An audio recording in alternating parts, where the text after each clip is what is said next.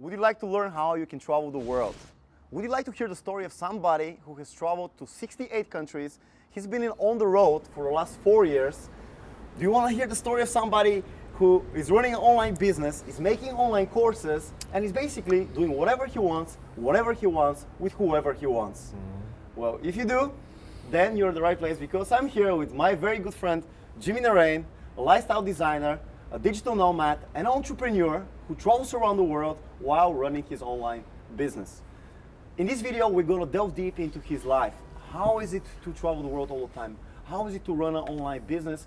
And yeah, what is the story of somebody who is a digital nomad? Jimmy. Pleasure, my brother. Good to be Welcome. here. Awesome. Yeah. Once again in Canary Islands, you know. How do you feel today?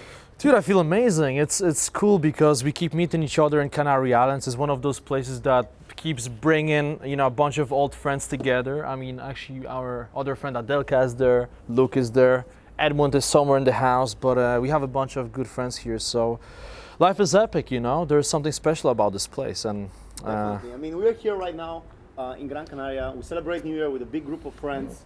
And Jimmy is one of these person that like 3 years ago, I really want to meet him. I want to be his friend. I want to travel with him.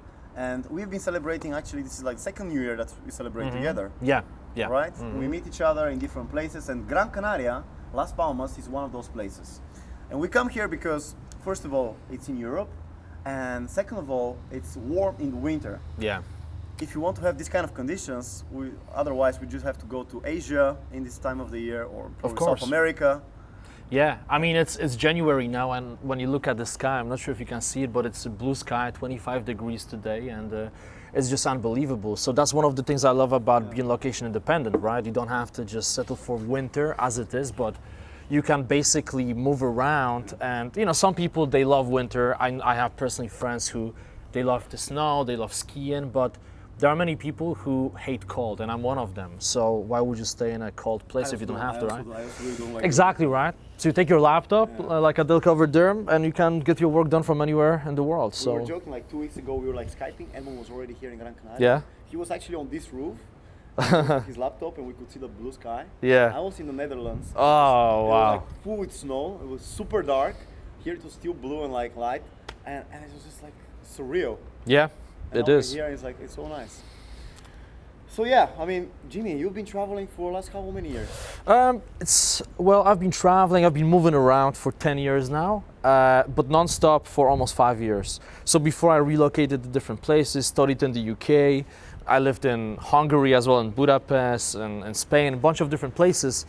But over the last 5 years almost, I've been just traveling without any home, you know. People joke sometimes I'm like a gypsy, right? Because I just keep moving around from hotel to hotel, and The modern gypsy. yeah, you The know, nomad. the gypsy with a laptop, you know. So Airbnb loves me, you know, Booking.com loves me, you know, I pay them some really good fees on all those bookings, but people, Would yeah, you be able to buy an airplane if you get all the... that's, all the I money you mean, spend it on Airbnb? actually we were joking with our mutual friend Tom Tarze about doing a private pilot license to fly planes, because that's the next step to freedom.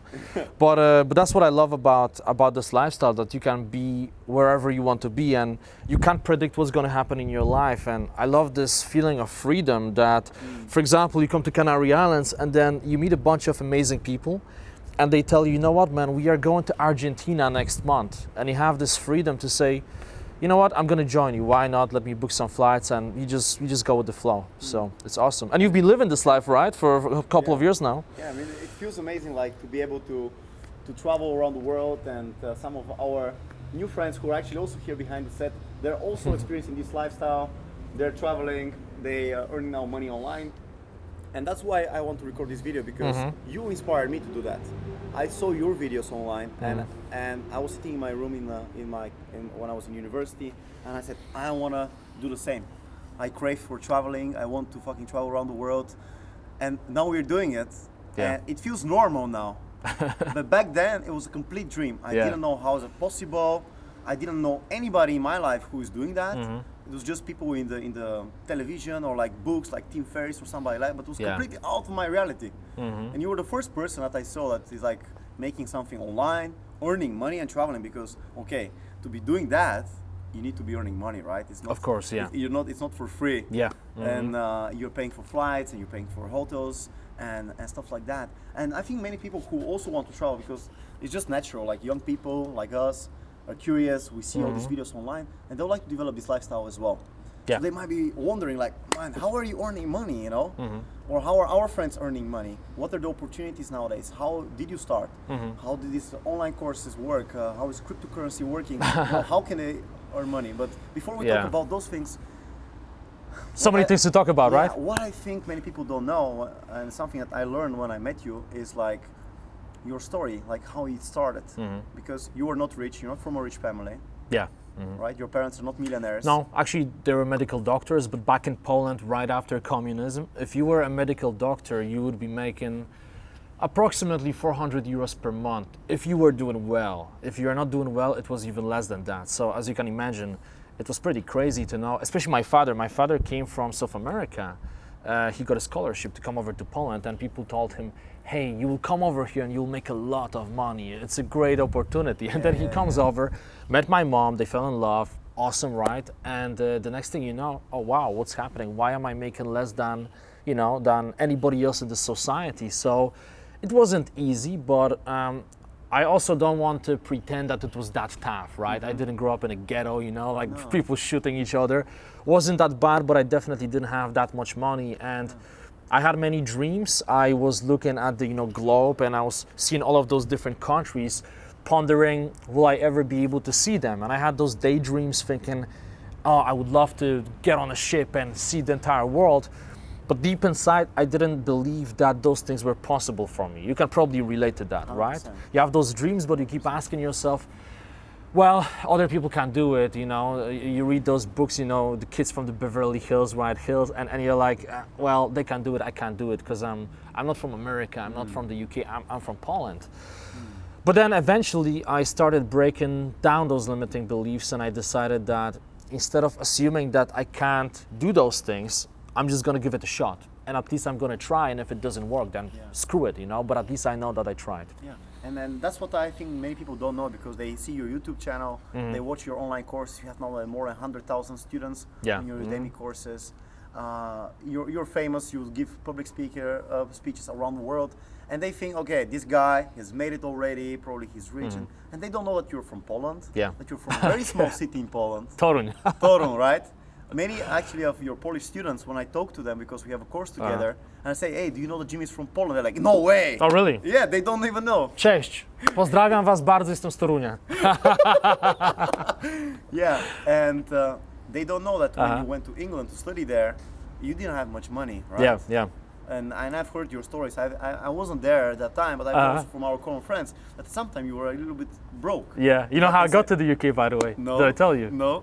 So when I was moving to the UK, my parents and I, you know, we didn't want to spend that much money on the flights, and we knew everything was expensive, right? I mean, when you compare Polish zloty and pound, there's a huge difference.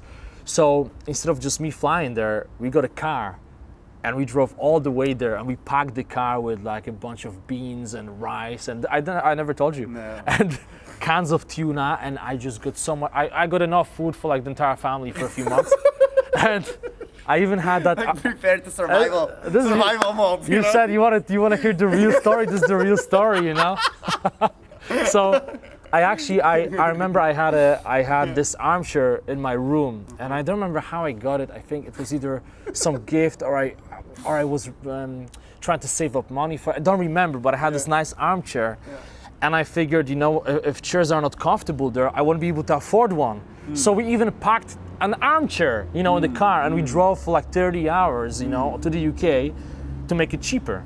So I was bootstrapping everything, but for the studies, and it's very expensive to you. Yeah, I got a loan for studies. You got a loan to study there. But the thing is, like, I appreciate those times. I feel very grateful. And we spoke with Edmund, actually Edmund is standing there, you know, we spoke to him about it as well, that we appreciate that we come from very humble beginnings. Yeah.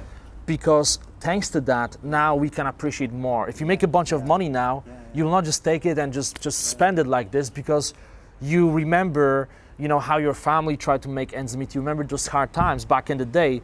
So you have a different type of understanding of life. And maybe what I've seen also with like people like you or other people that I Mm-hmm. know that who are coming from poor beginnings or humble beginnings, you have the motivation to succeed. You want to get rich. You want to do these things because you didn't have it, right? Yeah. And Gary Vee, we both know Gary Vaynerchuk. Mm-hmm. He said like in one of his Twitter posts that he has the luxury Yeah, of yeah. humble beginnings. Exactly, yeah. And I people were like believe in that. reposting that because they're like, wow, I've never heard somebody said the luxury of humble beginnings. Yeah, yeah. And yeah, Dude, so I'm grateful I wasn't rich when I was a kid. I'm so grateful, honestly, because you can probably relate to this, right? I was broke, I made some money, and then I lost some money, right? Made some more, lost some more. And I remember that when I made quite a bit of money, and then I started kind of losing it, and made some dumb decisions as well, and spent a bit too much. I had that period of my life. Then it felt very bad, you know? Like it felt like you saw something, you saw that cake, you tasted it, and then it was taken away. And I can only imagine that if you have everything right from the get-go, it's like you are surrounded by those cakes, right? It's like they're everywhere, candies, cakes, you see them everywhere. And then if you have a situation where you don't have those circumstances, there are no more cakes, you don't know how to handle yourself, right? You don't know what to do, you feel trapped. So interesting metaphors always with Jimmy. I just made it up They're now. cakes. I hope it Big makes cake sense. metaphor. Yeah, I hope it makes sense. Great. Yeah, and then there's something that probably people are wondering because, okay, you've traveled to 68 countries, you're making money online, you have all these online courses, but this is again an inside story that I know, and I'd like you to share it as well, probably with the audience. And it's how did you start your first course? Because I know that you worked as an internship in Goldman Sachs, you were considering to build a career in the corporate world. Yeah, yeah. But I know that there were certain mentors that you met in this company that influenced you in a way. You know what you're talking Do about. you remember the story you told me? Oh, good memory, Martin. Can you tell the story a little bit? Like, Okay, I think I know what you're talking about. I'm not going to mention any names no. because of the people involved. They may Yeah. still be working there. But when I worked for Goldman Sachs, there was this guy. He was a very high-level guy. He was the global head of one of the departments. And I can't give you the background because people know, but very, very famous within the company.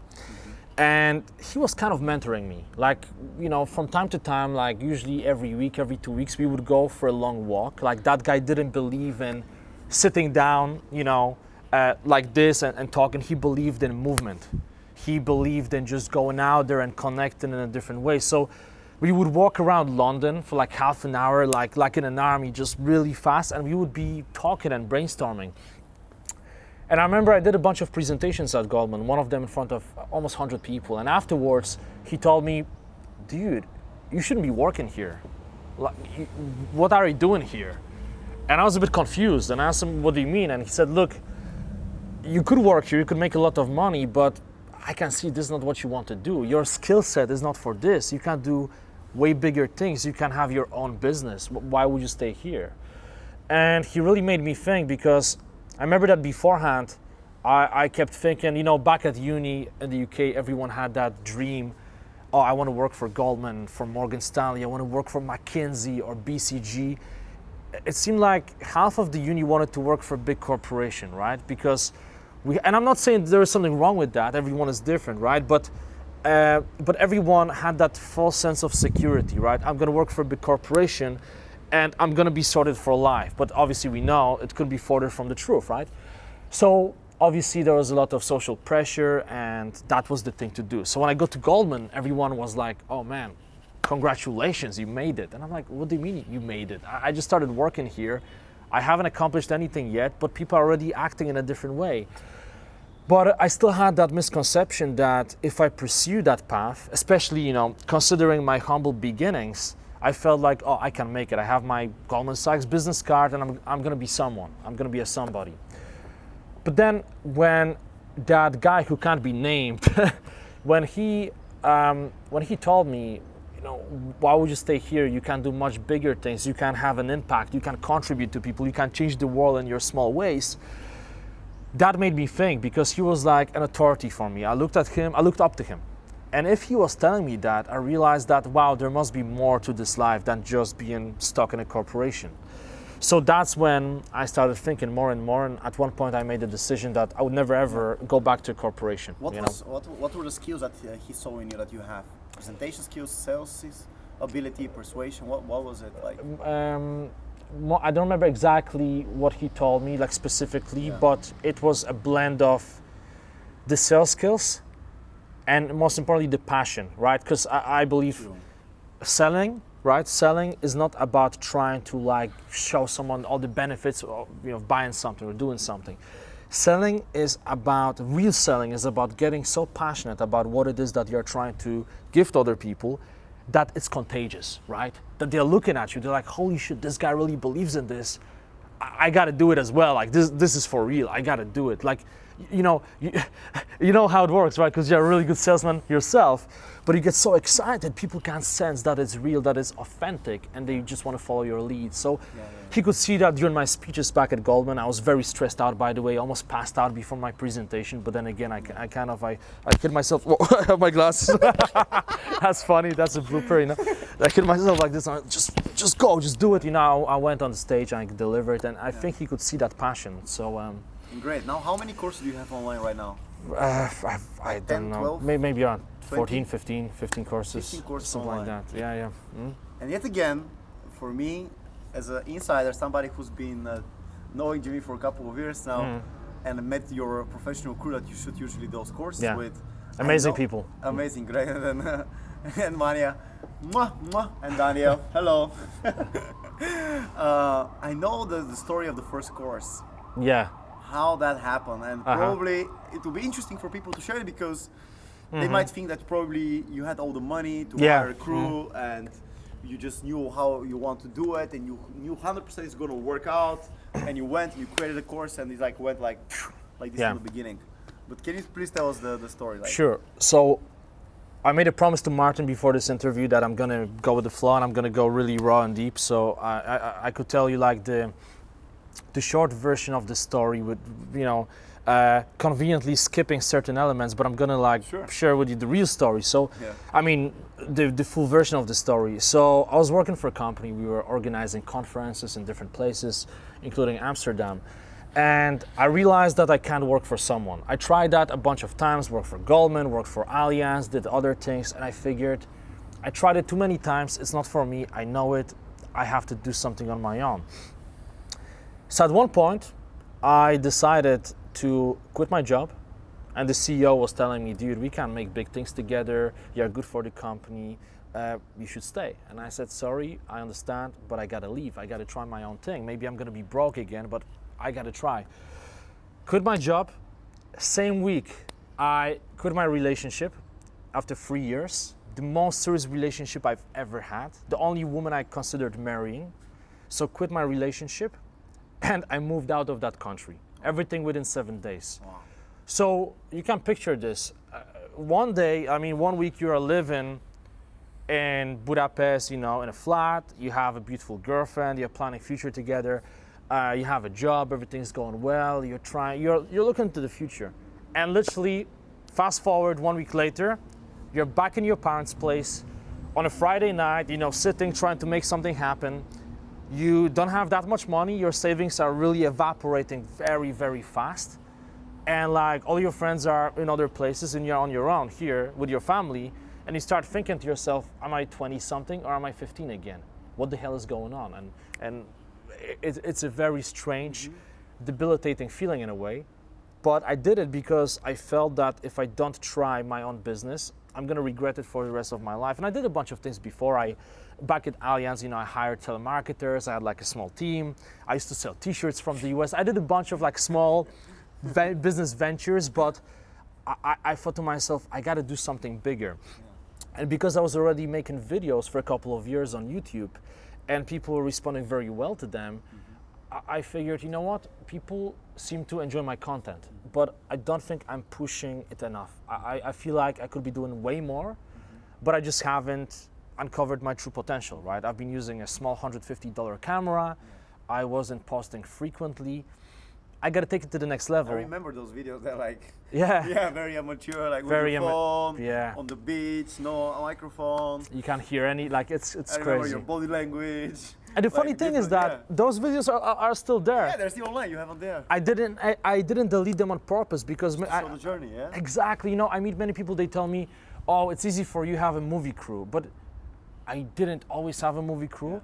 Like always Tim Ferriss jokes about it, right? They're like, oh, it's easy for you to have a big podcast. Wait a second, he had to start with the first listener. Yeah, but he had a book. Wait a second, he had to write a book first. So, you know, I never liked the notion So how of. did you meet this movie crew? I mean, tell the story. this is a story I Yeah. love.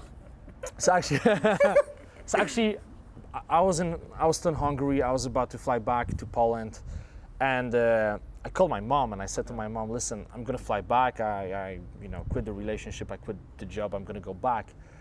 And I found a bunch of movie crews online, and I asked my mom for a favor because I really didn't have time, and I couldn't call them. I mean, like I told my mom, "Can you just use your Polish phone and just quickly call them and see if they can meet up?" So she did it for me, and then when I got back to Poland, she said, "Oh, those guys want to meet up with you." So I met up a bunch of crews, and then one of the crew, I remember I walked in, and Greg was there, right? You met Greg, right? He looked so much younger back then. I walk in, I start talking. He's dressed up like some, skater, like these big pants, this hoodie, and he's just chilling there with his beard. And I'm wondering if this guy is serious, we joke about it all the time because he thought the same thing about me, right? Oh, really? Yeah. Now after the fact, we can talk about it openly. But I wasn't sure if he's serious, but we made a deal. We said, okay, I'm gonna pay you a certain amount of money. Mm-hmm. We'll go to a studio and we will film for 1 hour. And that's it, I didn't have enough money to pay them for more than that. Yeah. So we made an agreement, we went to the studio, we started filming. And at some point they came up to me and they said, dude, can we talk to you for a second? I'm like, yeah, sure. We've been listening to what you're talking about, and I mean, our English is not perfect, but we understand quite a lot, and we fucking love it.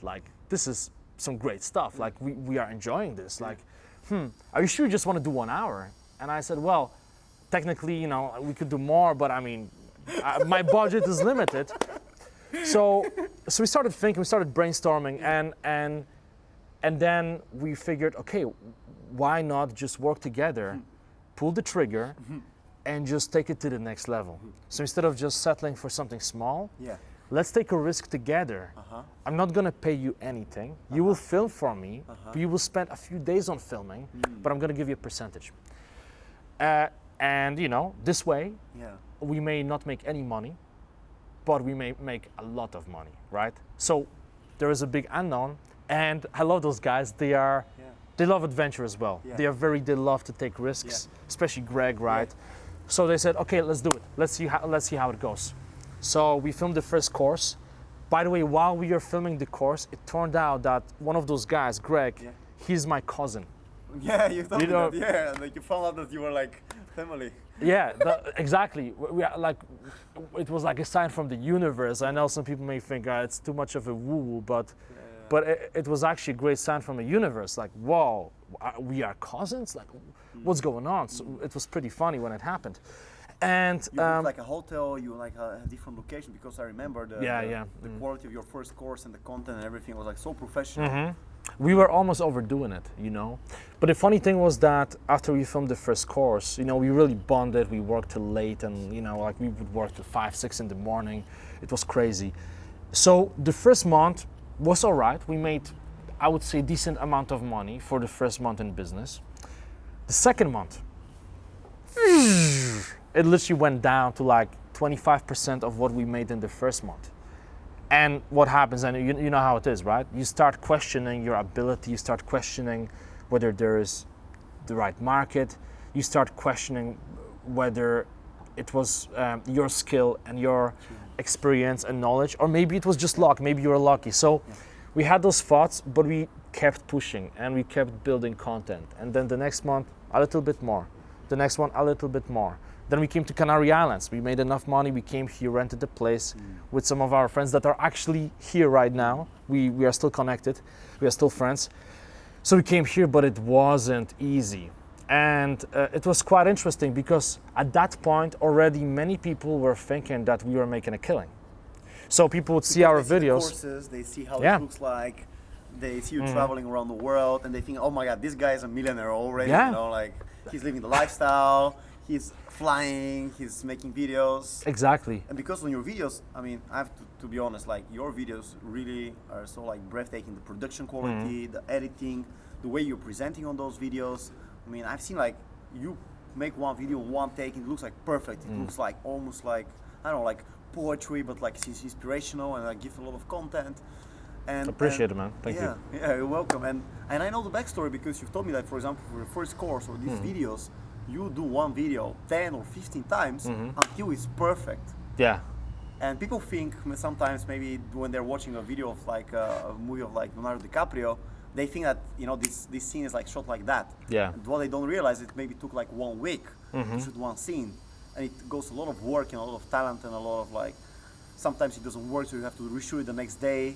Yeah. Right? Yeah. Exactly. So you have to exactly. put so much effort.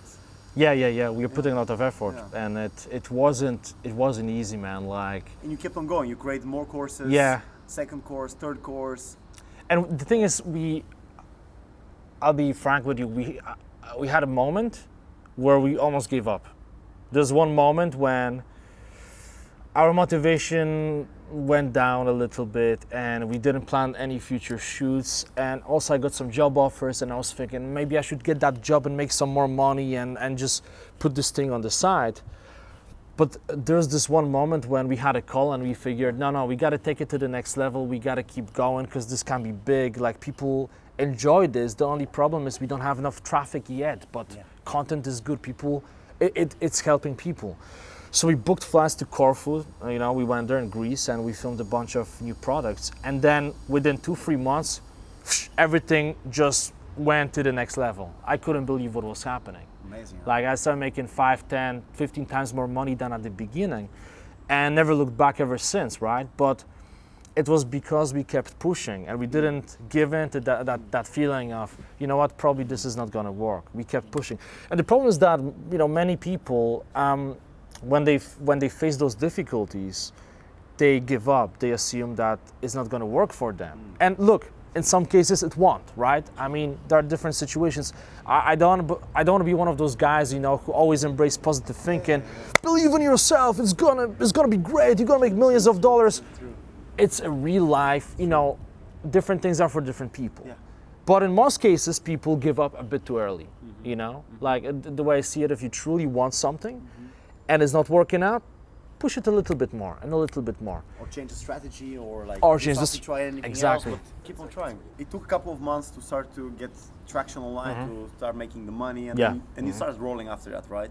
And Yeah. you've been traveling, and that was not so far ago. Like 4 when years. was that? 4 years Three and a ago. half, 4 years, yeah. And since then, you've been traveling. Yeah, all the time, yeah. 68 countries. Tell me, what are the top 10 countries that you've been to? That's a hard question, you know? For me, I'm gonna give you a few because it's hard to like, it's really hard to choose. It depends for what, like for living, for example, for living Your long term. favorite countries? But for having a family in the future and living long term, Canary Islands are amazing. I love it. It's safe. The weather is perfect. The air is amazing. It's crisp. It's nice people. Spanish? Yeah, Spanish, beautiful language, right? So it's great. For adventure, I've been to Nepal recently. I mean, Nepal, Himalayas. That's a different level, man. Like I told you, right? When you're walking 4,000 or 5,000 meters above the sea level, especially when you're on your own, right? And you know that maybe there are a bunch of people 5 kilometers in front of you and 5 kilometers behind you, and it's just you and the nature. You just get into this weird state where things just come to you and you start. Things just connect. It does just connect. And I had a bunch of breakthroughs there, so it was a great trip. Himalayas, man, amazing. Thailand as well. I know you like Thailand. How much time you spent in Thailand the last couple of years? Probably like over a year in Thailand total. In total, right? On and off, yeah. Coming and going, coming and going out. Yeah. You actually had this funny story, right? Like, because you've been so many times in the country, they stopped you, right? They stopped you at the airport. Yeah. What happened? I don't remember. So it's funny when you. That's hilarious. I didn't expect those questions during the interview. It was quite funny. It was actually last year, 2017, beginning of 2017. So I went to Thailand in the first, I think, 4 months of the year. I entered Thailand, I think 6 or 7 times. They're just within a few months, right? Because you know me, I don't like to stay in a place for too long. I like to go maybe for 2 weeks, go somewhere else, then come back. Because I travel mostly for people and experiences, right? If there are cool people somewhere, I'm gonna go to see them. If there is a cool adventure somewhere, I'm gonna fly there just for that. So I remember, you know, I got to Thailand. Don't remember from where, if it was from Maldives or Sri Lanka. I don't remember. I was at the airport, happy, you know. I walk up to the window, and there's this security officer, and I'm like, oh, sawadee kap, you know, like, kohwa, mikwam sumna kap, you know, and I'm like, hey, how are you doing? I'm happy, I can't wait to get in there, you know, I love this place. And they're like, they look at the screen, they're like, mister, not possible. No entry, Thailand, not possible. I'm like, whoa. Sabai. Everything okay, sabai. No, mister, too many time in Thailand, too many time, not possible. And I'm like, wow. So turns out that there is certain limit of, you know, of the entries, like within a specific period of time, and I went over that limit, you know. But then what I did, that was quite funny. Because literally they didn't want to let me in. But Thai people, they're nice. They always smile. They're funny people. Like you can joke with them all the time. I think you were Thai in your previous life, man. Honestly, I think you were from Thailand. So I think so too. so awesome people there. So I start joking with them, and then I start joking. I'm like, oh look, you know, I love Thailand, you know, Pad Thai, I love Pad Thai, Muay Thai, Thai boxing. And I'm like, and then I pull out my phone and I'm like, all right, this is not working clearly. So I pull out one of my videos, right? And I showed them the video, and I'm like, oh, television. Of course, I don't do videos for the television, but I'm thinking I got to do everything to get in. Oh look, television, filming television, important. Like, oh, so they call up a bunch of people, more people comment, they're watching. Like... All the policemen, they look at the video, they look at me, look at the video. Sabai, okay, no problem, come in. So I got in, you know, that's hilarious, man. But that's the thing, when you travel, you get those situations. I had so many funny situations, it's unbelievable. And sometimes honestly, I'm thinking, like, what the hell, what would have happened if back in the day, I stayed in a company. Like, don't get me wrong, working for a company, you know, it's something that most people want. I mean, so not most people, some people want to do that. I personally know people who are making enough money, for example, on crypto and other investments, they don't have to work at all. And they still work for a big company because they want that. They want to feel that they are part of a bigger community. They want to feel the structure. They kind of like the office politics. They enjoy it. It's cool. But for me, I don't enjoy that. I need adventure. Don't like sitting, right? You told me, like, because of your back, you cannot sit on one chair. You remember you told me one time, man, I cannot imagine like sitting the whole day. I couldn't. My back would be killing me. I want to sit. Same with you, right? I suppose. Yeah, I don't also really enjoy to sit down. You know, I like to move more. You know me. So the bottom line is you got to figure out what you want in your life, and then just live with alignment, right? Like you gotta figure out your vision first of all, where you want to be, figure out your ideal future self and your ideal future life, and then ask yourself, okay, what should I do to get there, right?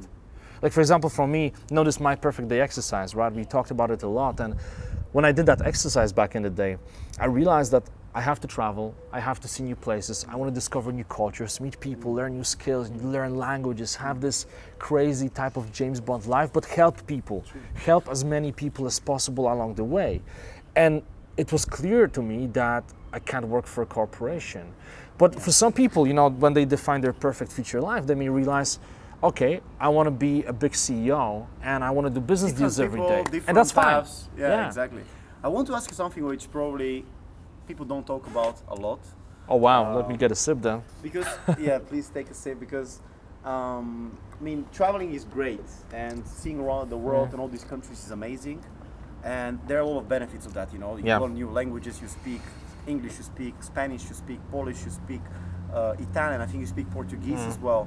You know, like you know different words from different languages, you've seen many different cultures, you've met amazing people from around the world, you've met business people and poor people, and you've seen many different lives, right? Yeah, I mean, yeah. I guess for you, these 4 years probably feel like 20 years or 30 years. Yeah, pretty much. You have so many adventures and stories, and you've jumped from airplanes, and you know, like you've met many beautiful women. You've done great things in your life, right? Yeah. But something that people don't talk about, and I'm curious, what is your take? Because I've never asked you about that. Is what are the downsides of being a digital nomad and not having really a home and being on the road all the time, and you know, like you don't know when you're going to be the next month. What are the negatives of this lifestyle? I'm just curious because. Dude, that's a really interesting question. That you're right. Most people don't ask this question. There are clearly some downsides to it. I always reframe. So True. But if I really get into it and think about the downsides, one of the things is, paradoxically, you have almost too much choice. So I'm not sure, have you read the book The Paradox of Choice, Barry Schwartz, right? She has a great TED Talk, by the way. You should check it out, it's amazing. The guy's really funny, by the way, his talk is awesome. And so sometimes when you have too many options, as humans we want to have as many options as possible, right? But actually, I'll share the story from the book. So Barry mentions the situation where back in the day when he wanted to buy jeans, he'd go to the store and he would say, hey, I want to buy jeans. And they would say, all right, we have 2 pairs here, just check them out. And none of them was fine, but he would have to choose one. It's like, okay, I'm going to take these ones, cool. Then he gets used to them. All right, I'm pretty happy with my jeans. Nowadays, he goes to the store and he's like, hey, I want to buy the jeans. They're like, okay, what type of jeans? You want like bright ones, maybe darker ones? You want slim fit? You want like ripped? You want this? You want that? And it's like, whoa, wait a second. I want the jeans that used to be the only ones. And they're like, well, we don't know what you're talking about. So again, do you want ripped ones? Do you want this and that? And then he said that he would spend 2 hours trying different jeans on. And after those 2 hours, he would end up leaving the store with the best pair of jeans ever. But paradoxically, he goes back home, tries them on again, and he's like, you know what? They're very comfortable, they look nice, but I feel disappointed. I feel like I missed out on something. Because there are so many options. Even though these ones are amazing, I bet that there was a better option out there. And I didn't choose it. Sure. So when you have less options, it's no longer up to you, it's kind of up to the world, right? Like, okay, 1 pair of jeans, cool, it's not up to me. And how does that fit to the digital nomad? So the way it works is, if you, for example, work in one city, right? Yeah. Or when you're like semi-digital nomad, where you work, which is a great option, by the way, you work in a place like this one, say for 2-3 months, and then you move to another place. When you go on holiday, when you have an adventure, you get to appreciate it, right? If you haven't seen the sea for 3 or 4 months, when you get there, you just can't wait to jump into the water. But if you keep moving around from place to place, and you go to Maldives, and then Sri Lanka, and then you fly to Bali, you see so many beaches, and you so many amazing things that you kind of desensitize yourself. You get used to it. You get used to it, It's yeah. like normal. And it happened to me, and there is a danger with this, and I mean, I can tell, you asked me to be very, very raw. I'll tell you, man, like, I made some really bad decisions, a few years ago. After I started making money online, I hit this point where I think I was making more than I was comfortable with, and I was trying to overcompensate almost, right? So, because I was always, I don't want to say I was very poor, but I never had that much money. Yeah. Suddenly I start making a lot of money. Yeah. It's coming out of nowhere, like it's passive income. And then I'm like, whoa, what's happening? It's like Tim Ferriss would say, starving dog and all you can eat buffet, right? Yeah. You eat yourself to death, basically. So I'm there and I'm like, wow, all this money's coming in. I have all this freedom. Yeah. Where should I go? And then you start flying between places. 2 days here, 5 days there. Oh, well, I could get an apartment, but there's a 5-star hotel, there's a special offer, I guess it's worth taking this one. And then you keep just spending money, traveling, going crazy, partying way too much. And then after a few months, you realize, wait a second, what am I doing? And you don't feel happy anymore. And I never forget this one moment where, I was in a very nice hotel, and I wake up in the morning, beautiful girl next to me, and I see the view of Bangkok, and I'm thinking, I'm not happy, I'm not excited. And I had everything that I always dreamt of, right? I always wanted to have that freedom and live in a place like this and travel, but I didn't feel anything. I felt almost like, we have certain range of emotions, right? And I felt like it became smaller and smaller and smaller, right? So you kind of feel numb to certain things. It's like eating chocolate. You like eating chocolate, but then you eat only chocolate, Yeah. and some, like you don't, not Yeah. only you don't like it, but you're like, Yeah. oh, I don't want chocolate anymore. Exactly. And probably you miss at that time, like to have like a place and like all your friends that you can Yeah. see, and like go to the local gym that everybody knows you, and like you've been there going for, right? Like the Yeah, but also that's one thing. But another thing is that I realized that I kind of felt ashamed with myself at one point, because I realized the way I'm living right now, all those parties, all this moving around, just experiencing a lot, but mostly for my own benefit, right? Just trying to get as much pleasure for myself as possible. It's not really benefiting anybody else but me and people in close proximity to me, my friends and people who are with me, right? And I realized that this is not what got me here in the first place. What got me here was focusing on producing value for other people, right? So then I realized, wait, what the hell are you doing? And that was like this moment when everything switched, and I realized, all right, I gotta get back to the basics. And yes, it's good to enjoy yourself, and it's good to have fun and party and do crazy things, but there's some type of balance, right? Do crazy things, but then sit down for 5-6 hours and produce value, you know? That's what I realized. Talking about producing value and like creating value for others, it's an interesting story. Maybe you know it, maybe you don't know it, but Jimmy, his surname is Naraine. Yeah. And if you Google this name, Naraine, you're gonna actually find other Naraines as well. and they're also pretty famous in their own respect on the internet.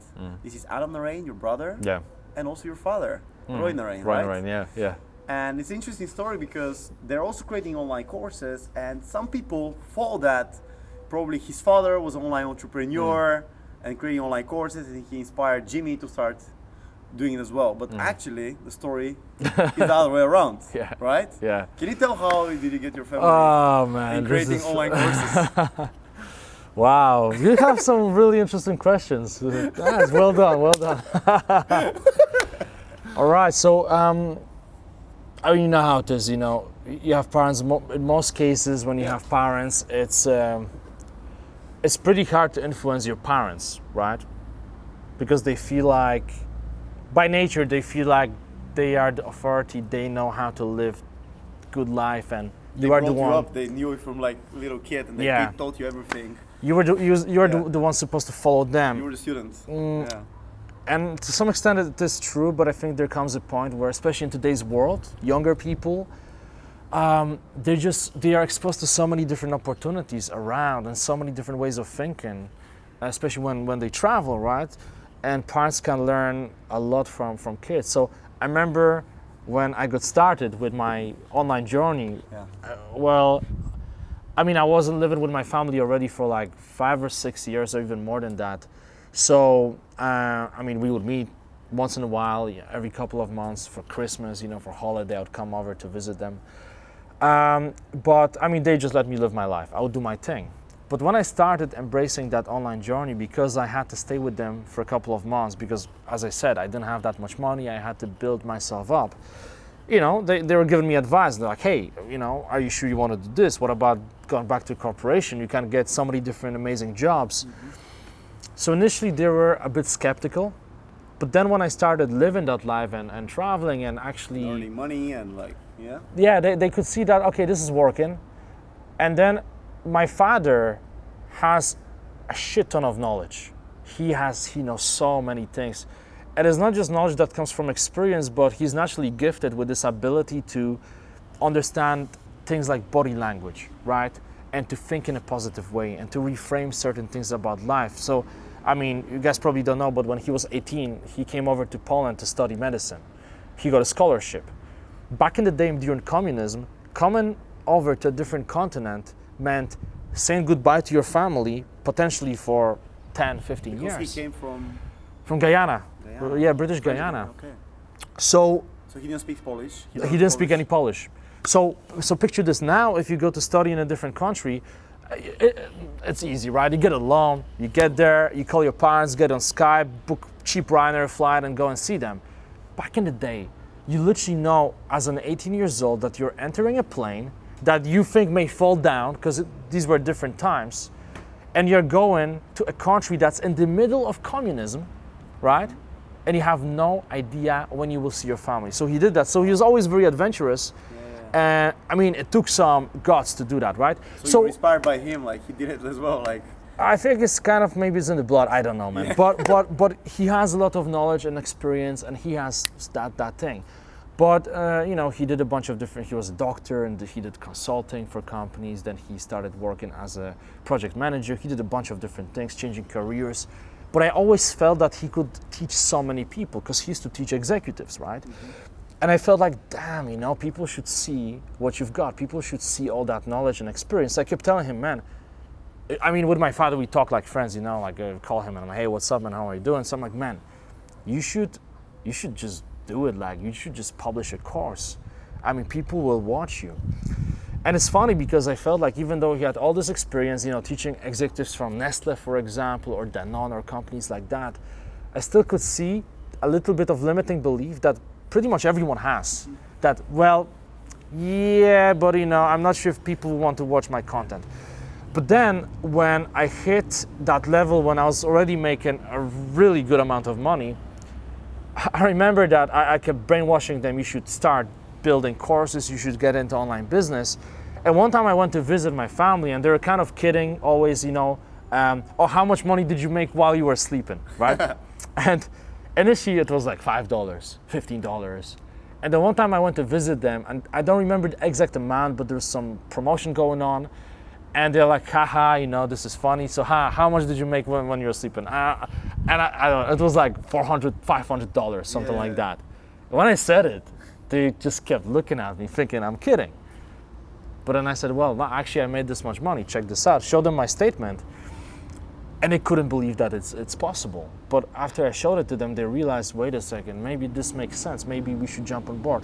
So then they ended up jumping on board, producing content. My brother is very smart. So my brother basically learned filming from scratch, watching YouTube videos, and he just bought his own equipment, editing, everything, color grading. Everything. And now he's doing crypto and he's making a killing in crypto, like, you know, he's a smart guy. So he built his own studio and he started doing it with my father.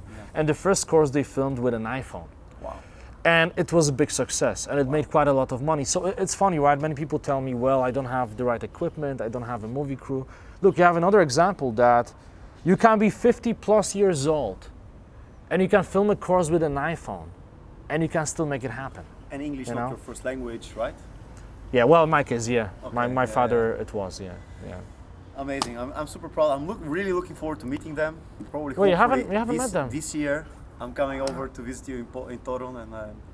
Gotta coordinate. Yeah, we gotta coordinate. Yeah, definitely. Yeah. And I want to share probably one more story, and that is the story about my obsession with Jimmy. And basically 3 years ago, you know it because we talked about it many times. That's 3 years ago, I saw this guy, Jimmy Naraine, traveling around the world. He's been to many countries, created online courses, and the only thing I was dreaming about was traveling and meeting you and learning how you can do it. Because if you could do it, I thought probably I can do it. One thing I think that connected us is like, because you're from Poland, I'm from Bulgaria, and I thought, oh my God, he's from Eastern Europe. I hear like your accent is like different. People usually don't know where you're from, but it is a little bit different. It's a little bit different than most people. Yeah. And then what people don't know, I mean, we are almost at the same age, right? You now? 28, almost 29. Yeah, I'm 28, almost 29 as well. Yeah. And like I thought like, okay, East Europe, went abroad. English second language, same age. Wow, probably if I meet you and you can teach me how I can do it, probably I can do as well. Same thing. And I got obsessed with that for like a year, and then I started creating videos. I went and met your friends in Mykonos. I started traveling with this guy, with Edmond. We went to Ibiza? Yeah, we went to Ibiza together. Yeah. We were already creating the online courses, right? We already had like a couple of courses by that time. You did with Edmund, right? Yeah, a bunch of courses, yeah. And then we went to Gran Canaria. We went to everywhere you've been, and we showed the courses in the same locations. And then finally, yeah, we met for the New Year party, and we talked about it. And you said like, well, hey guys, let's record this course together. And for us, it was like a dream come true, you know, to live with you like for 3 months and like. It was fun, man. Yeah, it was amazing, right? But I'm curious, this story, who was it for you? And really, like, honestly, like, you see, like, some guy commenting on all your videos, writing your emails, you know, making online courses, like, following your courses and stuff like that. Yeah. And finally meeting, like, living together and all these things. Yeah. I mean, first of all, I want to say something. So I think Martin is one of the best people who knows how to connect with others. He's like one of the best connectors I've ever met. But not just in terms of connecting himself to other people, but connecting people between one another, right? So let's say he talks to John, and then he finds out that John is getting into investing, and then he talks to David, and David is already doing investing and needs someone to help him out. He connects the dots, he introduces them, not the way people usually do. Hey, this is John, this is David or James, whatever. But he gives a proper intro, he makes sure he finds a common ground for them, and that's unbelievable. So, I mean, dude, I'm really impressed. And how I felt about it, and by the way, one more thing, right? So when you tried to connect with me, you probably thought, because you told me, right? You thought that I'm at a different level, you're getting started, but then we meet and we connect and we are very similar. We are friends, right? I mean, probably after this, we still can go surfing in Las Canteras, and you know, we are buddies now, it's great. Yeah. But if you are watching this, and I know it's an interview, so I wasn't addressing the camera before, but I want to say something. If you're watching this and there's someone that you want to connect with, even if it's someone who is at a very high level, I don't personally perceive myself to be at a very high level. I just do what I love doing and I enjoy my life. But there are people who are at really, really high level. If you want to connect with them, you may feel like they are playing a different game and that you won't be able to relate to them and vice versa. And usually it's just a bullshit limiting belief, right? We are just humans. And I personally met, you know, many people who are perceived to be out there, you know, celebrities and big entrepreneurs making millions of dollars. And when you see them on a video or when you see them in an interview in some type of article, you're thinking to yourself, they're too big for me. Then you meet them in person and you realize that they have the same dreams, they have the same fears. In fact, they are probably struggling with something that you can help them with. So I think this is a very important lesson, you know, that if you want to truly connect with someone, don't let those bullshit limiting beliefs stop you. I mean, look at Martin. So okay, you asked me that question, right? How did I feel about it? So initially I wasn't responding to messages, right? Sure. Now, this is important. I didn't do that because I didn't want to talk to you or Edmund.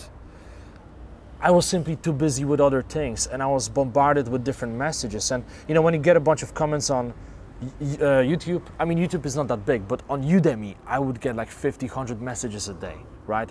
Plus discussions in courses, plus you have Facebook, plus you have your current friends.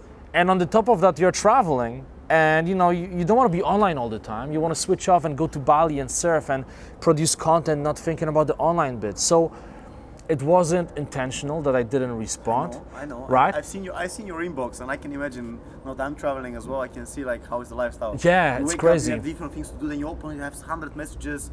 Also from your friends, existing friends. You barely can catch up with them. Exactly, family, right? Family, and like you haven't talked to your mother in a week, and then she's messaging you, everything's fine. Yeah. And some random strangers asking you for stuff like, can you give me this? Can you teach me that? You feel overwhelming, right? Exactly. So that's the reason. But I appreciate the fact that you understood that from the beginning, because some people, I also met people who tried to connect to someone, and after getting or not getting any response, maybe twice, they assume, you know what?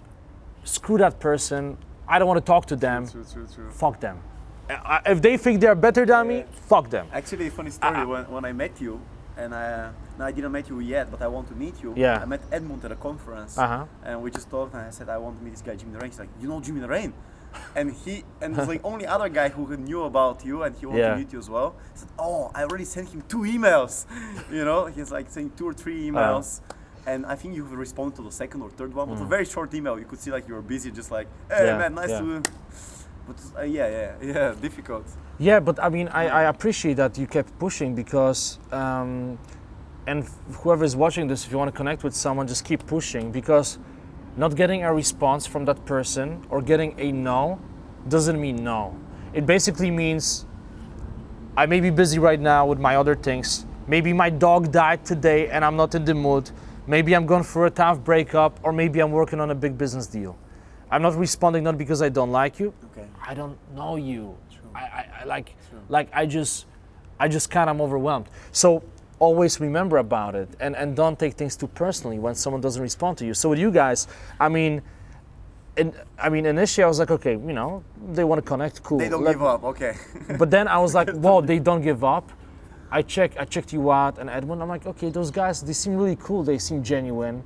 I saw commonalities right between us.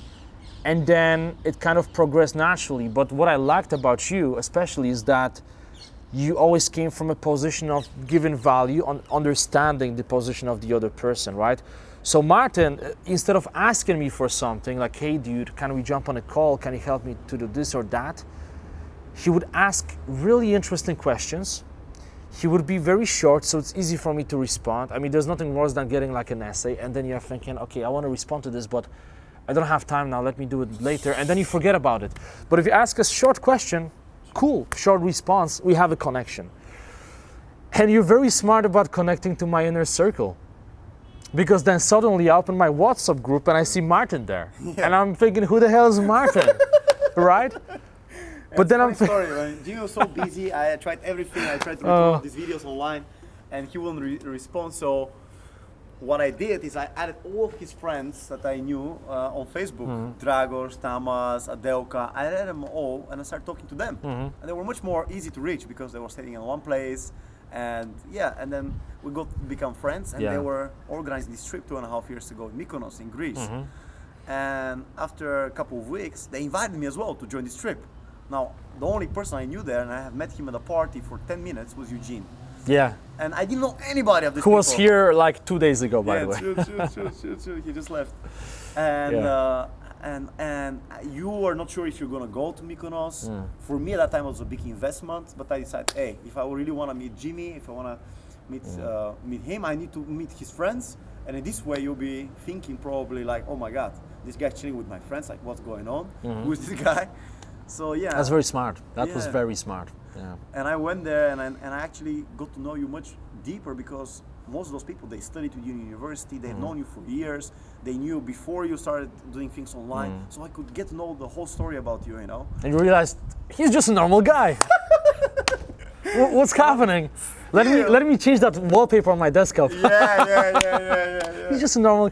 but still, I remember the moment when they had me. But it's true, bro. I'm just a normal guy. In the WhatsApp group, and you send us a message from Thailand, and I heard your voice in the WhatsApp group. Man, this was like, because like everything in life, when you're aiming for something, like a goal, and you kind of get closer to it, and it's exciting. It's like wow, it's getting closer. I remember we met in Ibiza, we partied together, and then was the moment when I realized, okay, Jimmy is a human being. Yeah. Because we driving scooters together, we met different crashing people. Scooters. Yeah. And I remember that restaurant. You remember we went to Redrop, and we sat down. In the evening. Yeah. In Formentera. Yeah, and we had like a glass of wine, and I made a toast, and it was the first time I could express like publicly like how grateful I am to actually finally meet you and be there. But I remember before that, I was like, hey guys, I want to make a toast. I remember your face. You're like, oh my God, what is Martin going to say right now? Yeah. And then I said, and I was really grateful, man. Thank you very much for inspiring me. Likewise. I wouldn't be here without you. So. Bro, likewise. My pleasure. That's the thing. That's what most people miss out on. Perhaps we connected because you saw my videos, but I honestly believe I learned equally a lot from you. By knowing you, right? I mean, I learned so many things from you, especially when it comes to laughing. Yeah, I mean, being authentic, being chilled out, not caring. Like we made Facebook Live before. It's quite funny. I was making Facebook Live, and I feel like honestly I'm pretty authentic, but I'm not that crazy, right? So I'm making a video, and I'm like, hey Martin, so what will we be doing during the interview? And Martin's like, well, I'm gonna ask Jimmy some questions about his first love and his cards, and he just keeps going on. And I'm just thinking, you could probably see my face, I'm thinking, what the hell is going on? Is the Martin mode again? But no, but I learned from you like that sometimes you gotta just chill out and just like not care that much, So I learned a lot about this, and I learned a lot about true connection, connecting with people, always thinking about, if I want to connect with that person, how can I give them value first without expecting anything in return, right? Anything. And there are a few individuals we try to connect with, and I remember when before sending that email, I would ask you, hey, what do you think about this email? And you would always say, it's a good one, but think about how you can offer even more value to them. What could you add there, in the first paragraph? So when they see it, they're like, that's exactly what I'm looking for. This is the exact problem I'm struggling with. This guy can help me. And I learned a lot about that from you. Great, I'm grateful I could also give some back to you. And you have many courses about confidence, about self-esteem, about how to travel the world. You've saved so many money from just booking smart your flights and stuff like that. You've met with very successful people. You've been to A-Fest. You've met with millionaires and billionaires, and probably the people who are watching this video, they are not doing that. Probably they're working somewhere 9 to 5. Probably they're a student right now. Probably this person wants to travel the world, wants to start online business, want to get into cryptocurrencies, whatever it is. Crypto. But they're not taking the first step. What would you advise somebody who actually wants to experience a little bit of this kind of lifestyle? Well,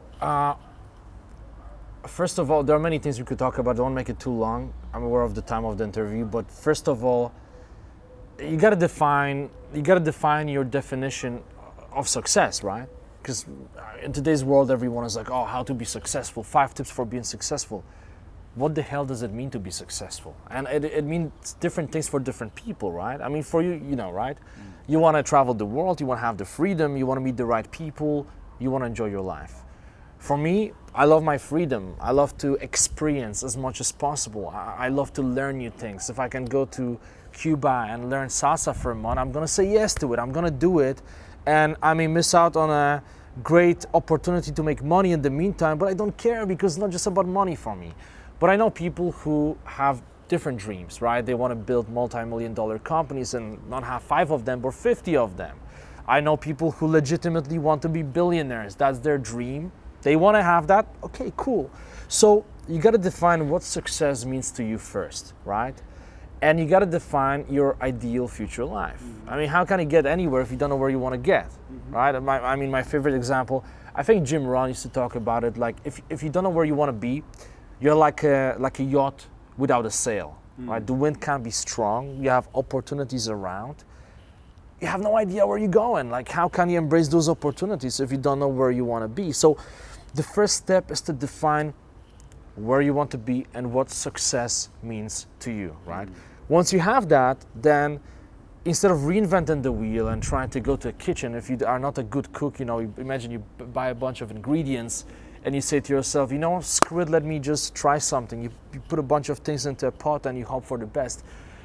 Well, maybe you'll be lucky, but 99 out of 100 times you won't be lucky, and people will never come back to your house. So instead of doing that, you want to get the right recipe, and recipe can be, for example, the right book written by someone who accomplished whatever it is that you want. But you can take it a step further, and instead of simply following a recipe, find a guy or a gal who has written that fucking recipe, right? So find someone who already accomplished what it is that you want to accomplish, right? Find a mentor. And I know you've been doing this for a long time. I mean, you trained with the world champion of breakdancing, kickboxing. Champion of kickboxing. I mean, now you're gonna meet Ilya, because I'm gonna introduce you to Ilya as well, another friend who's world champ.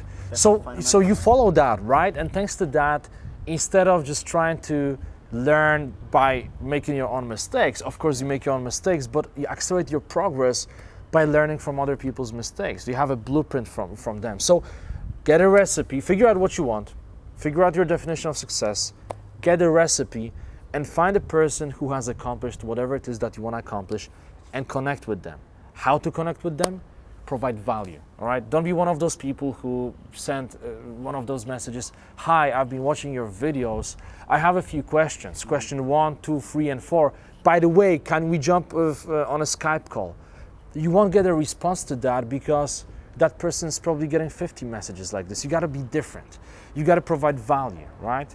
I mean, there are so many stories we could share now of people we both know that did that, but I mean, you wanna make sure that when they open that email or when they get that phone call from you or listen to that audio message from you, they're thinking, wow, this person is really trying to help me.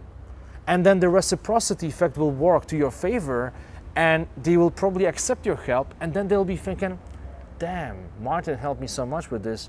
I want to help him. Martin, how can I help you now? That's when you receive their help, but not before that. So, I mean, you're probably the best person I know to talk about it. So, if you want to learn how to connect with people, just talk to Martin. Just buy our course of getting mentors. Yeah, you do a bunch of things now. Just sign up for Martin's, just follow Martin. Follow Martin, do what he does, and I mean, that's what it is. And last but not least, how do you think the importance of taking action? Dude, it's everything. Taking action is everything. Let me give an example, right? So, I had an idea for many years to run a mastermind, right? To do some type of live event. And I did a bunch of live things with different people, myself, but it's more like someone calling me, hey, I want to do coaching with you. I'm in Jakarta now. I know you're in Bali. Can I fly over? Remember that situation? Can I fly over, pay you some money? Can we do a session? I'm like, cool, okay, come over, let's do it. But I had never come up with like a proper event that I can market to a bigger audience, that I can call my own real live event. Mm-hmm. And then recently I met this really cool guy, Alex T. Steffen. He's a best-selling author from Berlin, really awesome guy. Probably he's watching this live now, unless he's given a speech on some huge stage, which is fairly possible because that's what he does. So I met this guy at A-Fest in Mykonos. And we connected straight away. I mean, straight connection. You know, I was actually about to hike a mountain with a bunch of other A-Festers. And I met this guy, dude, we are going up. You want to come over? Yeah, of course. We start talking. The guy lived in Colombia. He went to Congo on a motorcycle with his blonde girlfriend at the time. I mean, he's crazy. So obviously we connect. We talk about travels. Fast forward 1.5 years. We met like maybe 5-6 times in different locations. And then I went to visit my family in Poland. And I'm there. And suddenly I get a message from Alex. Hey, dude, are you in Poland? I'm thinking about coming over for the weekend. And of course, I'm like, dude, I'm here. Just come over and let's party, you know, in Sopot. So he came over, we go to a party, and as we are about to leave, you know, we start talking about our dreams and what we always wanted to do, but never pulled the trigger because of other projects. And we both had the same dream, right? So Alex has been presenting at Tech Opener and like huge conferences, you know, like people pay him a ton of money to just come and moderate the stage or speak, but he's never run a live event. And same applies to me. So we start talking about it and we're like, you know what? Let's just do it together. This is it. This is what we needed. You know, we need to work as a team. That's how we will motivate one another and we feel that team spirit.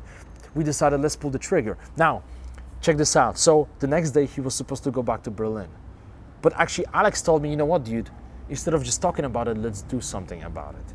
Let's film the trailer for our first mastermind. So literally the next day we went to my brother's studio. Thanks Adam for help.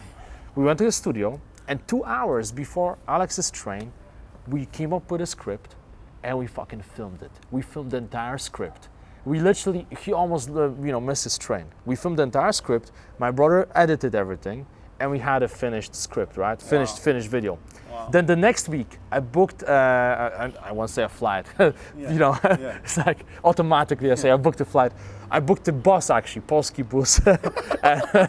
I went to Berlin. And we met with a bunch of A-Festers and we said, hey guys, check out this video. This is our concept, what do you think? We got some feedback and we made it happen. Wow. You know, like literally 2.5 months later, we had the first mastermind.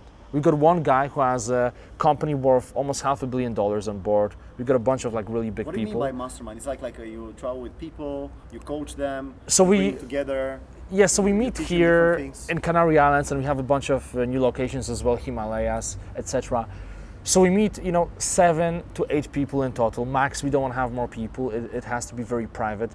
We select them carefully, and these are business owners, entrepreneurs, people who got to a certain level in their business and they feel that there is some type of bottleneck and they want to break through. They need some type of help to tackle certain challenges and 10x whatever it is that they are doing. So we meet here for 3 days, and first of all, we start with vulnerability, right? Sharing stories, connecting at a deeper level. We have a bunch of exercises for that. And then we do hot seats. I know you've been running masterminds for many years now, you know the concept, right? So we focus on one person and we go really, really deep, like extremely deep. Sometimes we even tackle childhood, challenges. We have amazing locations for that. It's easier to talk about stuff like this when you're in the mountains with inspiring view. So we do that, and then we have accountability. But the point is, we came up with this idea just a few months ago, and we are already running the second edition, and it's been really, really successful. Amazing. And before, I was fucking procrastinating for years. And then at one point, frustration got so big, I realized, dude, I'm just making excuses. Let's just do it. Let's not make it perfect. Let's just make it happen. You made it. And it's happening now. And what were the people experience when they came on? What did they say about it? I don't want to, because now I don't want it to be like a pitch for the mastermind. No, but I'm just curious because I know that you did it, but I never talked with you. So I know that you've been to the mountains. I know you've done these kind of different activities, but I don't know when they left. Like, did they enjoy it? Like, what did they say? Really, I'm serious. It 10x the expectations. Let's say really? that. Yeah. But it's because the connection. It's because of the connection. Because when you meet someone for the first time and you realize after 12 hours of knowing them that suddenly you're sharing a story how, oh wow, actually my teacher used to abuse me physically, and that's been holding me back from doing X and Y. You are like, holy shit, I can't believe I'm sharing this. And then you open yourself up, and then you talk to people about really deep stuff. And when you do that, the level of bonding gets to another level. And that's when real breakthroughs happen. Because when you talk about business, you feel like you can be totally open. And you don't need to have that mask of, oh yeah, we are doing well. But you can say, yes guys, we have a great business, but these are the challenges, what do you think? And when you share your true story, that's when people can help you. I can't help you if you are bullshitting me and trying to look good in my eyes. Putting a mask and I can't help you. But if you tell me the real story, if you tell me... Very smart way, yeah. But going back to what you said, like the importance of getting started, such a great lesson for me, with Udemy, for example. I just got started as well. True. And it wasn't easy. I pulled the trigger, but I was this close from not doing anything, man. Wow. And I can recognize that over the years, there are many opportunities. Actually, I'll be vulnerable now. I share one opportunity that I missed out on. Okay, I think it was like 2 years ago, maybe 1.5 years ago. Wim Hof, I can't believe I'm sharing this. Okay, Wim Hof, you guys, maybe you know Wim Hof, the Iceman. The Iceman. The guy who set many records, like being in the cold, running marathons in the cold, underwater, in ice water, breathing inside ice cubes, like managing his temperature. Wim Hof, Google him, amazing. Just check the guy out, yeah. So he was becoming big that time. Like he was not in the mainstream yet. Many people knew him, not that many. I contacted him and I talked to his team, to his actually daughter, and because I was getting quite big on Udemy, we started talking about possibly doing a product together, right? Like Wim Hof breathing, some type of product, filming something, me attending their event. Really? Yeah. I didn't know. Okay. I don't know that. So they were open and they wanted to talk to me about it. Yeah. I have no idea why. Maybe it was self-sabotage. Maybe I didn't feel like I was ready for that. I don't know. But I never responded to the fucking email. Like it was going so well and I never scheduled that call. Of course, I rationalized, well, I'm busy. I'm going to Tony Robbins' event now. Then I have this, then I have some coaching and I'm going there. I'm going to do it later. And I never pulled the trigger. And I should have, because I really believe in his vision and his mission. And I really wanted to help him to pump it out there. But I didn't do it. And now, Wim Hof is on Joe Rogan and like London Real, everywhere, Tim Ferriss. Yeah. So, and it's one of those opportunities that I missed out on. Well, I could still probably do something, true, but I missed out on that in that time. I remember you were saying like with a hot tea. Yeah. What was it called? Opportunities are like a hot tea. they are warm only for a very little while. I mean, I got it from Jim Rohn. Jim Rohn used to say that. But it's so true, man. Like, remember when I was going to Ibiza? Yeah. I wrote an email to my friends, and because Martin was already writing to me for like half a year, he already went to Mykonos with my friends, I decided to organize the spontaneous trip to Ibiza for the closing parties. Typical, party trip. I'm sending those emails, and I'm thinking, it was like a random thought. I mean, why not? I mean, this guy, this crazy guy who's been messaging me, let's just put him on the email. Yeah. Probably he won't join, but I mean, maybe he will. The first person that responded to the email was Martin. No surprise. Maybe 1 minute later, he responded. I can't tell you exactly how, because it was kind of funny, but maybe a bit too much for this interview. But he said, you gotta grab opportunity straight away. I'm in. I'm booking my flights. And he came over. And because of that, we connected, we met again, then we lived together here, and then a bunch of different things happened. Yeah. But he embraced that opportunity. I've learned that from you. I'm actually learned that from you, to be honest. Yeah. I've always been like that, Sometimes I'll think for months and years, and I would never do it. I would never talk to this girl, whatever. But it was first from your videos. So I knew that you were already talking about this, like, importance of taking action and doing whatever you want, and go for it and just do it. And that's why I responded this to the email, because I know that you're gonna respect or appreciate that somebody taking action. Oh yeah, dude, I appreciate it so much. And then when I met you, I could see that you're actually living your life like that. I remember once we received an invitation for a conference. You remember? In February 2 years ago. Yeah, and we had a different plan. We need to shoot this course, and we have different priorities. But it was an opportunity, and it was only then and there. We actually, if we want to do it, we had to book the flight, and actually the next day, airplane, do the whole. Everything was last minute. Yeah. But it was an opportunity, and I saw your decision making was like, okay, we need to do it. Let's go, and we did it. And this was for me example to go with you and do this and everything that happened after that. And since then, I've been trying literally, if something happens or some opportunity, if I meet somebody, I met a girl here, a model agent, and she wants to be connected to somebody on the spot, right then and there, not brainstorming and talking about it and forgetting about it. But once I'm talking with her, I say, yeah, let me do it, and I just connect with somebody. I mean, I don't do it 100% of the time, but I try to just do it. The more you do it, the easier it is, right? Not think about it. And you've really inspired me for many things. I mean, that's why I want to share this interview with you guys, because Jimmy has inspired me to travel, to start an online business. Many of your friends are now my friends, and we're here together. I've been to Thailand because of you, and also something that probably I haven't shared. Well, not entirely because of me. True, and some other reasons as well. All right. But something that probably I haven't shared is when we lived together for a week. It was my weakest period in my life, probably. I felt probably the closest I could have been to a burnout. I felt a little bit depressed. I didn't want to do anything, nothing for work. When I used to open my laptop, I would almost puke. I had a headache, and I remember that. Yeah. I was very surprised. Yeah. Yeah, and I was sitting on the couch at our apartment. I was watching a series. I was eating ice cream. Yeah. And Jimmy came to me at that moment, and he gave me this super powerful motivation speech, just like you do in your YouTube videos, but it was live. And I didn't want to listen to it. I remember at that time, I was like, oh, I don't want to hear any motivation right now. But he told me, Martin, you need to get up, you need to go to the gym. What are you going to do like that? You're not going to recover eating ice cream, look at yourself. Peña. Yeah, you're really tough love at that moment. Yeah. And you motivate me, you go to the gym, you feel better, you see, trust me, I said, no, Jimmy, I'm not going to go. You went to the gym. 5 minutes later, I get up. I'm putting my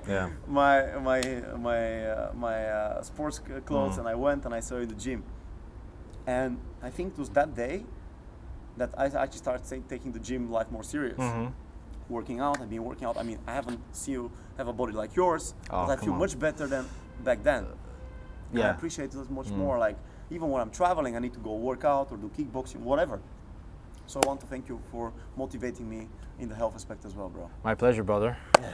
And and the reason that situation why I tried to get you out of that negative spiral so much was because I've been there many times.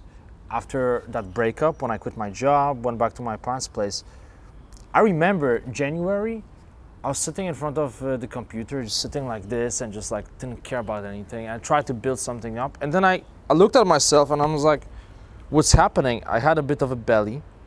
You know, my arms were kind of small. I was like, dude, what the hell happened to you? And I had that moment when I realized, moment of frustration, where I realized I got to do something. And I know how important it is in those moments to switch off your thinking. We overthink as humans. And the more you think, the more things you have to think about, and then you get into the spiral and you get overwhelmed and you just don't want to do anything. So switch off your thinking and do the damn thing, and that's it.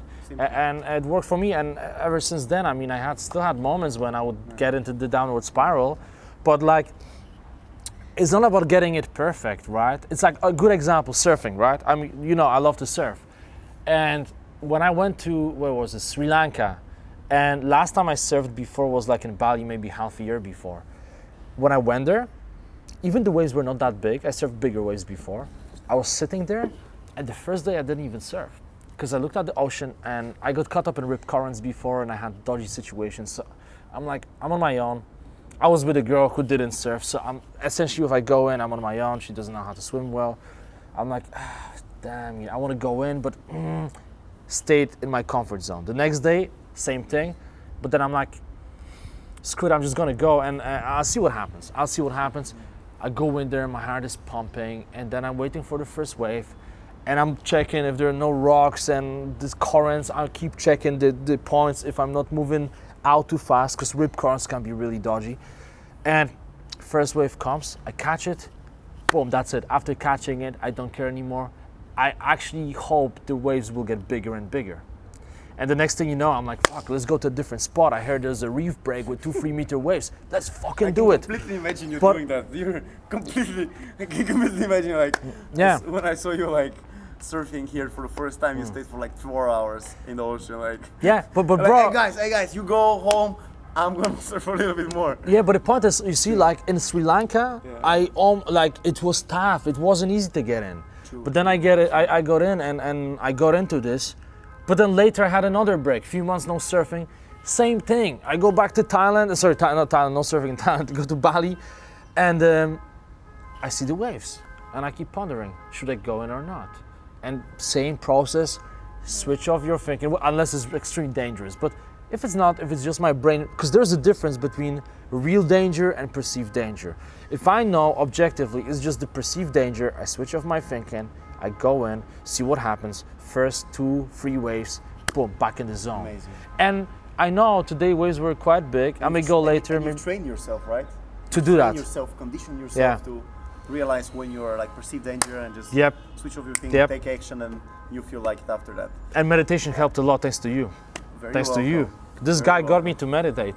He got me to meditate. It's a funny story. Seriously. We went to Ibiza the first time we met, and we were going out in the evening. And you know, like normal people getting ready to go out, they get a couple of bottles of wine or tequila, whatever they were drinking, and warming up, right? Like in East Europe, we always do that. I used to do it when I was a teenager as well. And I asked Jimmy, can I borrow your headphones? And he's like, oh, why you want my headphones? I just need your headphones, man. I'm gonna meditate. And I remember the look he gave me, like you know, like is this guy like joking? Is he serious? Yeah. And I borrowed your headphones, and I went on the balcony because it was the only place where, because you were in the room or another room. I said everyone was drinking shots, you know. Everyone and I put was. My headphones with they were like amazing headphones. I never at that time I had never heard like headphones like the Bose with silent mode. And I just put my meditation. I meditate for like 20 minutes. Yeah. I could hear like you open the door at a certain point. Like I hear like the boy like being open, and people are wondering what's happening. And then probably you've watched me meditating, and then I came back and we were hoping you're not taking drugs, you know. Like we were really hoping, because. Yeah. And I remember like this is the first time that probably you see me meditating before going out. Yeah, because before, so some context, before he took my headphones to meditate, he's very sleepy, you know, he wasn't like he is now. He's very, very sleepy, almost grumpy. He's like, hey guys, what's up? Oh, you want to go out, really? Oh, where do you want to go, Pacha or Amnesia? Like he was like this. And within 20 minutes, he comes back, Martin style. All right, guys, so where are we going? Are we going to Pacha or are we going there? Maybe some pool party? Are you ready? Hey, senora, senorita. I'm like, whoa, what just happened. So honestly, we thought we were hoping. I'm serious. We honestly thought maybe he took something, and I hope not. I'm against drugs. I was like, I hope, you know. Yeah. But we realized he meditated, and I heard about meditation before. I tried it a bunch of times, but as most people, I figured probably I'm not good at it. Maybe it's not for me.